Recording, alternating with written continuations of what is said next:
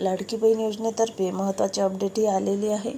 बघा, लाडकी बहीण योजनेचे अर्ज मंजूर होऊन पैसे जमा झाले नाही तर त्यासाठी तुम्ही काळजी करू नका. हे नवीन अर्ज बँकेत सादर करा, अशा पद्धतीने माहिती टाकण्यात आली आहे. तर बँकेत सादर करा म्हणते सर्व अर्ज आता जे कोणी भरणार आहेत ते. तर लाडकी बहीण योजना अर्ज मंजूर तरीही पैसे बँकेत जमा झाले नसतील तर पहा संपूर्ण माहिती. शेवटपर्यंत व्हिडिओ वाचा. मुख्यमंत्री माझी लाडकी बहीण योजना अंतर्गत महिलांना दरमहा 1500 रुपये मिळत आहेत. त्यातील पहिल्या टप्प्यातील आणि दुसऱ्या टप्प्यातील ज्या महिलांनी ऑनलाईन अर्ज सादर केले होते त्यांच्या बँक खात्यामध्ये हे पैसे जमासुद्धा झाले आहेत.